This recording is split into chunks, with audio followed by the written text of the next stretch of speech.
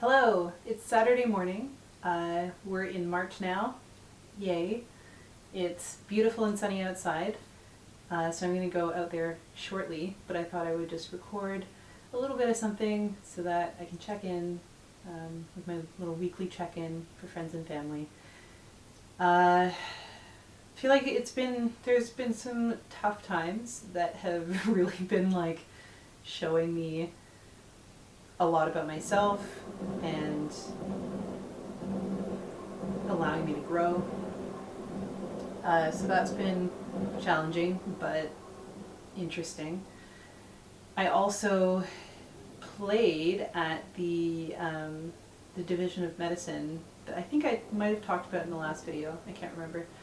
But the Division of Medicine had this networking event and they wanted to have a talent show, so they asked people to bring out their talent. And I thought, I have talent. So I signed up and I played a song and it went really well. It was kind of funny in that I guess I've been, a professional musician for a while, so I kind of forgot that at a university with also there was a large amount of undergraduate students there, so and like largely run by undergraduate students, so I think that there was quite a lot of inexperience going on.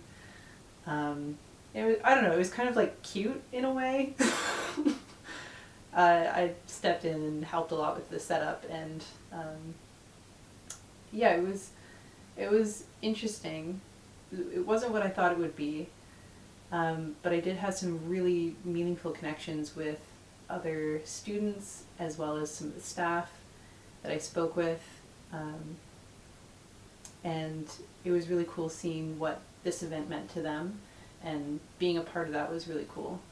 So as much as it wasn't what I thought it would be, it was really a very good experience, and I'm glad that I was part of it. I had really engaging lectures this week. Wednesday was particularly good for that. We had one lecturer from the University of Reading talk about a series of studies that she did with her team that really created a very progressive and persuasive argument for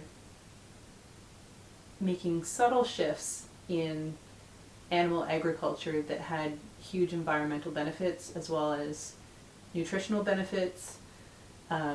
Obviously, I'm I'm not a huge fan of animal agriculture as it exists today, and a lot of the time the arguments, like when people have started to look into the videos of how animals are treated and understanding that kind of process, it can be really easy to get carried away into very black and white thinking and all or nothing kind of way of approaching this really complicated and upsetting industry.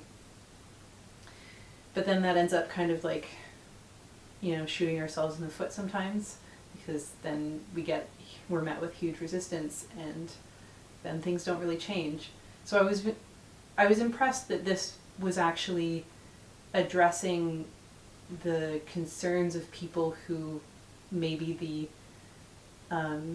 animal element was not a concern for them, and it was making improvements, noticeable improvements to a number of other areas. And I think that's a win. So I was really impressed with that that series of studies that really impacted policy in a positive way. Then we also had a physiologist from King's College London, and I really enjoyed that talk as well. I find physiology really interesting, and I can't learn enough about it. The more I learn, the more I want to learn, and it's just really fascinating learning how these suits work, how these bodies work. What do we do? So that was really interesting, learning more about the incredible protective qualities of exercise. How do you actually look at the comparison of people across different age groups so that you're measuring actual aging factors.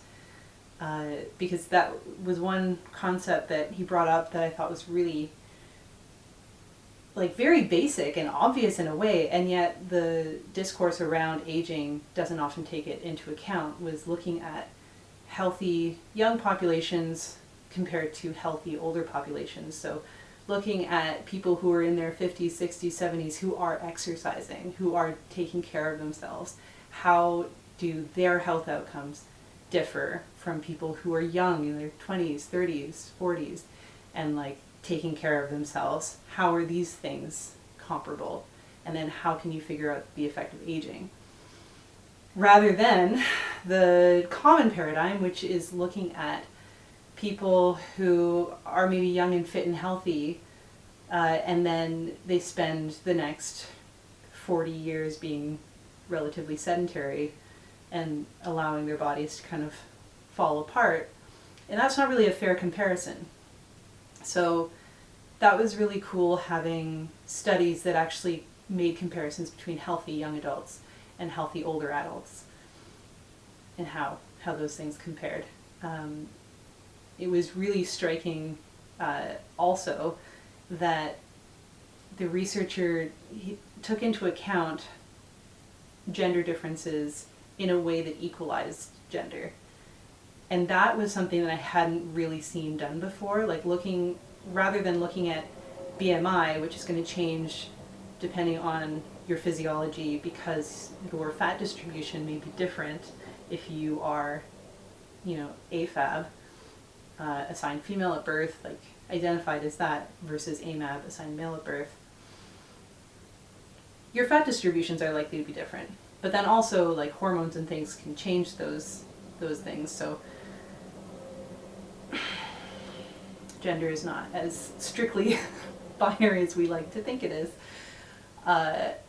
But by comparing the fat-free mass of every individual, then the differences between male and female were almost non-existent if you were just looking at fat-free mass as opposed to body mass index.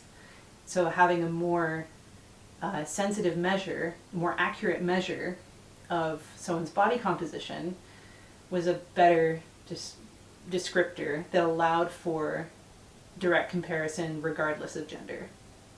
So that was really cool. Other than that, I've really been spending a lot of time studying and reading and learning a lot. Like so yesterday was the other module. So we have one module on Wednesdays, one module on Fridays, and we have like full day of lectures. So Friday was the disease and disordered eating module, and we focused on disorders of the upper GI tract.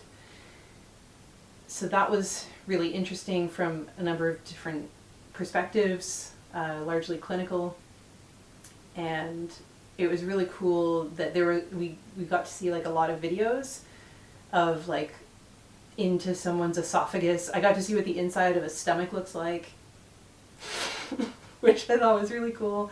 I got to see what it looks like in someone's, throat, esophagus, and like trachea when they're swallowing, like a normal swallow versus a disorder, like a diseased. I don't think disease is really, but disordered, affected swallow, because there's a number of different conditions that can affect your ability to swallow. So hard to know exactly what word to use there, but yeah, that was really cool watching how people swallow and how that goes wrong. And we also saw like a video into someone's esophagus, which is like, I didn't know what it looked like. I got to see vocal cords, what vocal cords actually look like in a living human, which I think is just wild. Especially as like a vocalist, I would just like, that's all I'm gonna think about is like just these white bits. I don't know. Yeah, it was really neat. And we also got to have some biscuits as like a demonstration of how one swallows and in different positions. So your posture makes a big difference in your ability to swallow.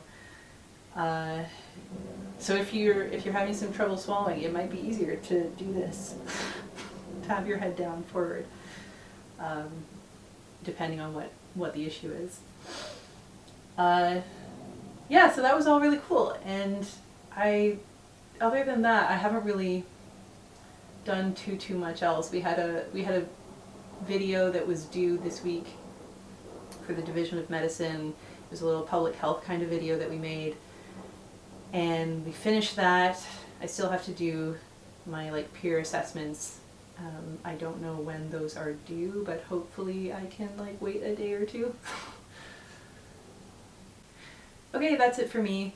Have a beautiful weekend. I'm gonna go enjoy some beautiful sunshine, warm weather, warm-ish weather, have some lunch.